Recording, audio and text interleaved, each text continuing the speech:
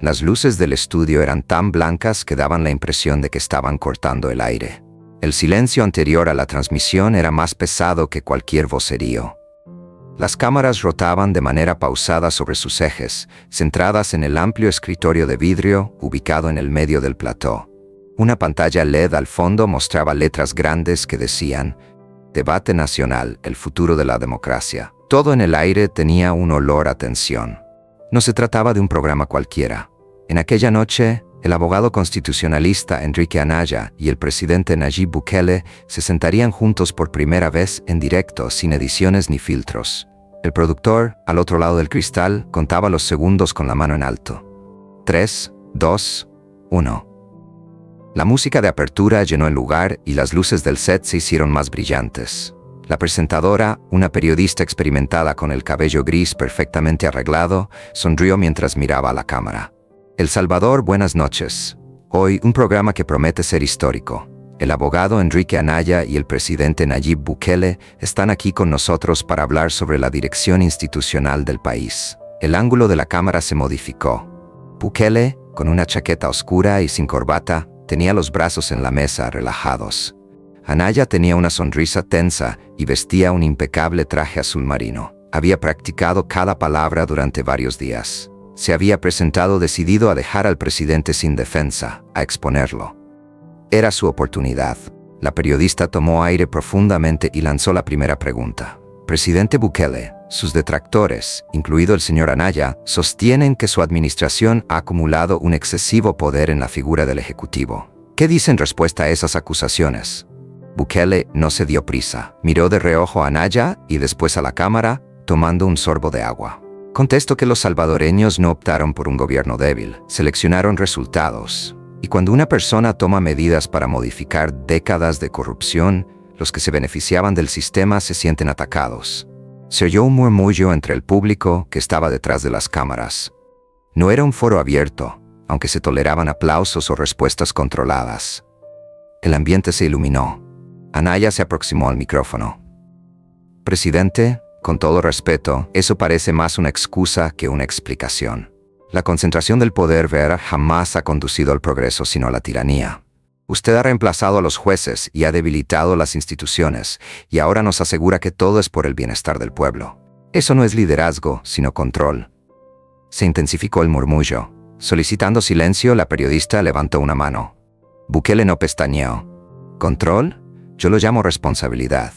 Cuando los mismos jueces dejan en libertad a criminales y los mismos políticos roban al país, es necesario que alguien tome decisiones. Con un aire de superioridad, Anaya sonrió. ¿Y quién determina que usted tiene la autoridad moral para actuar de esa manera? ¿Usted mismo? Eso es lo que hacen los matones con poder. Justifican sus abusos como si fueran justicia. El golpe fue directo. La palabra matón retumbó en el set como si una piedra hubiera quebrado un cristal. La periodista se movió en su silla, los técnicos intercambiaron miradas y el público aguantó la respiración. Bukele lo observó con indiferencia. El silencio no duró más que unos segundos, pero pareció durar minutos. «Matón», repitió Bukele en un tono bajo. Después se colocó tranquilamente el micrófono. «Interesante selección de palabras, señor Anaya. Quizás el país necesitaba un matón si defender a la gente que no fue defendida en 30 años me convierte en uno».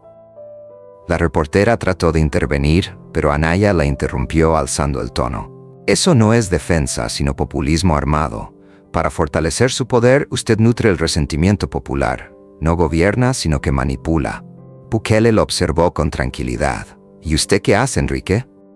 «Imparte lecciones sobre democracia desde una oficina acondicionada con aire acondicionado, mientras hay barrios en los que un niño no puede andar sin temor. ¿Eso es ser un líder? ¿O simplemente comodidad a nivel intelectual?» El público reaccionó con un aplauso fuerte, aunque breve y espontáneo. Anaya se puso rígido. El productor hizo gestos tras el cristal. «Conservad el control». La periodista volvió a hablar. «Caballeros, por favor, enfoquémonos en el asunto institucional». Sin embargo, no sirvió de nada. La temperatura del set ya había aumentado. Con la intención de retomar el control, Anaya se inclinó hacia adelante. «Presidente, usted habla de pobreza, barrios y temor. Sin embargo, la pobreza no se erradica con discursos ni con propaganda en las redes sociales. no con un individuo que decide todo desde su teléfono móvil, sino con instituciones robustas y un Estado de Derecho, se elimina. Bukele sonrió, casi riendo. Usted habla de las instituciones como si fueran sagradas. Sin embargo, estas mismas instituciones dejaron que los hospitales se derrumbaran, que los niños fallecieran a la espera de medicamentos y que los políticos se enriquecieran. Usted respalda un sistema que no tuvo éxito. Soy un defensor de la ley, señor presidente. La ley que se vende al mejor postor, la que sanciona al desposeído y protege al fuerte. En lugar de hablarme de ley, hábleme de justicia. El público aplaudió otra vez. La reportera, resignada, se frotó las sienes. La transmisión estaba logrando cifras de audiencia sin precedentes. Con una mueca, Anaya se acomodó los lentes. Señor presidente, el problema es que usted confunde la justicia con la venganza. Bukele lo miró en silencio durante unos segundos. Y usted confunde ser prudente con ser cobarde. Esa línea fue un golpe seco. Las luces parecieron resplandecer más. Anaya abrió la boca, pero no pudo hallar palabras. La periodista tomó la oportunidad para modificar el enfoque. Vayamos al asunto económico. Pero ya no había nadie escuchando acerca de economía. Frente a los televisores, todo el país hablaba sobre la respuesta y el matón. Las redes sociales se activaban con memes, frases y clips. Fuera del estudio, un grupo reducido de partidarios se había congregado con pancartas y teléfonos grabando la transmisión desde pantallas móviles. El debate continuaba en el interior. Anaya procuró volver a su tono académico. Presidente, nadie niega los problemas sociales, pero la finalidad no legitima los procedimientos. Por ejemplo, su política de seguridad ha sido señalada como una violación a los derechos humanos. El miedo no es un medio para gobernar. Bukele reaccionó con tranquilidad. Se gobierna a través de los resultados. Por favor, dígame, ¿cuántas madres hoy lloran por sus hijos que han sido asesinados por pandillas? ¿Y cuántas menos lo hacen ahora? No es miedo, Enrique, es orden. Y el pueblo lo comprende. Con curiosidad, la periodista lo observó. Entonces, ¿usted considera que los resultados son una razón para las críticas internacionales? Considero que los resultados respaldan la esperanza, y esa esperanza tiene más valor que la ovación de los burócratas que nunca han estado en nuestras calles. Anaya se rió irónicamente durante un breve momento. Esperanza, el refugio preferido de aquellos que carecen de argumentos. Bukele lo observó con la misma tranquilidad con que se ve pasar una sombra. Y el sarcasmo, Enrique, es el refugio preferido de quienes carecen de empatía. Se produjo un silencio, ni un respiro. Las cámaras registraron el rostro de Anaya, que parpadeó 2 veces con incomodidad. La periodista carraspeó la garganta. Regresando al asunto principal. Señor Anaya, en entrevistas ha afirmado que el presidente pone en peligro la democracia. ¿Podría explicarlo de manera específica? Anaya tomó aire profundamente y recuperó su compostura. Por supuesto, se debilita la democracia cuando un individuo determina quién tiene derecho a la justicia, qué es verdad y quién no lo merece. Cuando el poder carece de límites, se vuelve peligroso. Y hoy en día, el mayor riesgo institucional tiene un nombre, Nayib Bukele. Las palabras brotaron como dagas, pero esta vez Bukele no contestó de inmediato. Recogió un bolígrafo de la mesa y lo movió entre los dedos. Después, habló sin dirigir la mirada hacia la periodista. Un joven de Soyapango me envió una carta hace unos días. Me decía, presidente, mi hermano fue asesinado en el año 2015. Nadie llegó. No se llevó a cabo ninguna investigación.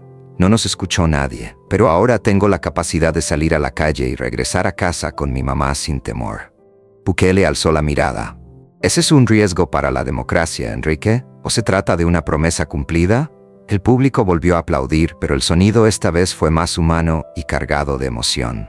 Anaya engulló saliva. No anticipaba que el presidente tuviera una historia lista, y mucho menos una verdadera. La periodista, consciente de la situación, optó por dejar que el silencio hablara. La carta fue puesta sobre la mesa por Bukele. Usted me llama matón, mientras que las personas como ese chico me denominan esperanza. Y la diferencia, Enrique, es que ellos no se encuentran en un estudio. Ellos están afuera, sufriendo las consecuencias de lo que ustedes han creado. El aire se hizo espeso. El productor levantó la mano, indicando que quedaban 10 minutos, mientras la presentadora lo miraba. Nadie respiraba con tranquilidad. Anaya cerró los puños.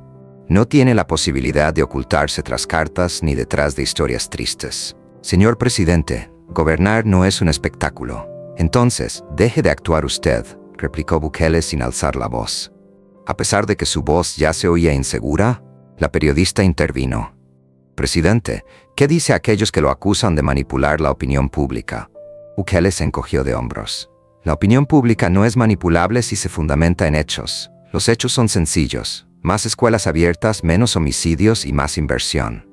Si eso resulta incómodo, quizás el problema no sea el método, sino la comparación. Anaya trató de interrumpir, pero la presentadora lo detuvo con un gesto. Le tocará su turno. El abogado fue el foco de atención de la cámara principal. Señor Anaya, su respuesta. Anaya tomó una respiración profunda. Presidente, el problema es que cuando alguien tiene todo el poder, incluso los datos dejan de ser fiables. El país se habitúa al miedo. Nadie lo fiscaliza ni lo contradice. Eso no es avance, eso es un espejismo. Bukele lo miró unos segundos y luego sonrió. ¿Miedo? Permítame decirle algo. Se siente miedo cuando un político habla de manera agradable mientras el pueblo sufre hambre. Prefiero incomodar con la verdad que tranquilizar a través de las mentiras. La periodista trató de finalizar el bloque, pero la atmósfera estaba muy tensa. El director de producción mandó desde la cabina. Cámara número 3, toma de cerca de Bukele. Bukele, con voz baja, casi un murmullo, dijo mientras se inclinaba y tocaba el bolígrafo que permanecía sobre la mesa. Enrique, puede llamarme como quiera, pero no olvide que cuando usted duerme tranquilo, hay personas en este país que apenas tienen para pagar la electricidad, y a mí me pagan para que piense en ellos, no en lo que usted opine de mí. Anaya cerró los labios. La cámara lo registró mientras tragaba saliva. El productor informó el tiempo de pausa comercial. La presentadora hizo una sonrisa tensa a la cámara. En unos minutos regresamos con más de debate nacional. No se desplacen. Las luces se apagaron ligeramente. En el set se podía sentir casi físicamente el silencio. Bukele se volvió hacia su asistente y solicitó agua. Simulando que revisaba sus apuntes, Anaya permaneció mirando la pantalla apagada. El público no aplaudía. No se oía a nadie hablar. Únicamente se oía el zumbido de los reflectores. Sin resentimiento, Bukele lo miró de reojo. No me ofende, Enrique. Solamente se muestra. Anaya pretendió no oírlo, pero lo había oído, y sabía en lo profundo de su ser que la pelea apenas comenzaba. El técnico volvió a hacer la cuenta regresiva. 5, 4, 3, 2, 1. Luces encendidas a máxima potencia. Sonido puro. El segundo segmento del debate estaba a punto de empezar, y nadie en el estudio, ni los productores incluidos, se imaginaba lo que iba a suceder en los siguientes 40 minutos. Días después, los medios de comunicación continuaban emitiendo la escena del programa repetidamente. La tranquilidad de Bukele se oponía a la incomodidad interna de Anaya, lo que generaba una división evidente ante el pueblo de El Salvador. El debate no era simplemente un programa de televisión, sino también un acontecimiento que contenía significados profundos para la sociedad. Después del incidente, Anaya trataba de recuperarse, mientras que el despacho de Bukele seguía trabajando normalmente. Los funcionarios del gobierno no sentían la necesidad de estar frente a las cámaras, sino que preferían ocuparse en silencio de las exigencias del pueblo. Siguiendo con su estilo, Bukele no procuraba la atención de los medios, sino que se mantenía en comunicación directa con la población, desarrollando programas en los que interactuaba con ciudadanos corrientes y presentaba ejemplos concretos de su vida cotidiana. En una encrucijada se hallaba, por otro lado, Anaya.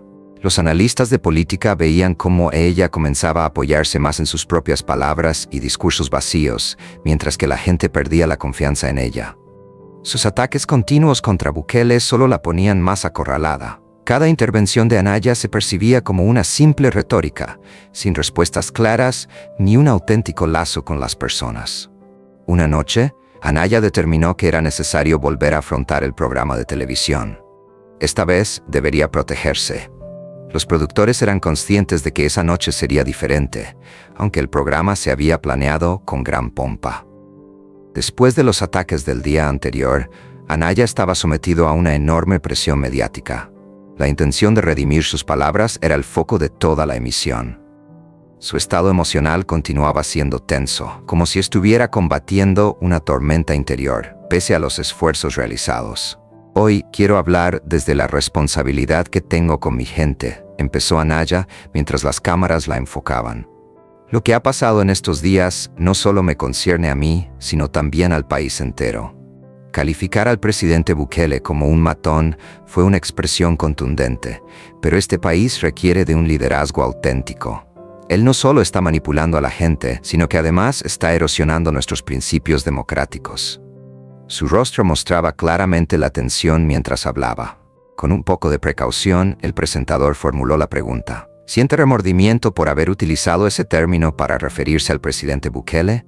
Anaya, tomando una respiración profunda, guardó silencio durante un tiempo. Después, asintió con lentitud. Sí, contestó. Quizás no fue la palabra más adecuada. No obstante, es verdad que muchos de los ciudadanos salvadoreños sienten lo mismo. No fue únicamente una crítica, sino también la manifestación de las dificultades verdaderas que afronta el pueblo. Es fundamental verificar si los líderes efectivamente asumen su responsabilidad. No obstante, no consiguió conectar con el público mediante sus palabras. En vez de fortalecer su confianza, la gente la percibía como una persona que simplemente se escudaba en discursos y no mostraba un compromiso genuino con las necesidades de la población. El equipo de Bukele, unas pocas horas más tarde, preparó un evento al aire libre para mantener su cercanía con la población. Niños y adolescentes de diversas escuelas del país venían a expresar sus requerimientos relacionados con programas sociales. Era evidente la diferencia. Bukele no solo hablaba frente a las cámaras, sino que también escuchaba y proporcionaba soluciones concretas, sin discursos ni guiones preestablecidos. Un joven que al principio era escéptico con Bukele le hizo una pregunta sincera durante el evento. Presidente, mi papá está sin empleo, pero piensa que con su ayuda podemos conseguir un mejor trabajo. ¿De verdad piensa que eso es posible? Sin dudar, Bukele mostró una carta redactada por una madre que solicitaba ayuda para su hijo. La leyó y exclamó: "No se trata únicamente de política aquí, sino de asegurar la salud, la educación y la seguridad de nuestra población". El joven entendió en ese momento que Bukele no solo estaba haciendo promesas vacías, sino que estaba llevando a cabo acciones específicas para cumplirlas. La enseñanza era evidente. Escuchar y actuar era más importante que hablar incesantemente. La tranquilidad de Bukele, su vínculo sincero con el pueblo y el hecho de que las palabras de Anaya no lograban producir una verdadera transformación, lo posicionaban como el auténtico triunfador esa noche. Bukele no requería la validación de los medios ni discursos ostentosos. Anaya, aunque lo intentaba, seguía atrapada en una batalla verbal que no lograba ganar. Por su parte, sus acciones hablaban por él. En una reunión privada esa misma noche, el equipo de Bukele festejaba pequeños éxitos. Con una nueva perspectiva, se sentían más seguros en su trabajo y habían superado las dificultades de antaño. Bukele se dirigió a su equipo y comentó: "Esto es solo el inicio. Lo primordial es continuar colaborando juntos y, por encima de todo, oír a nuestra gente".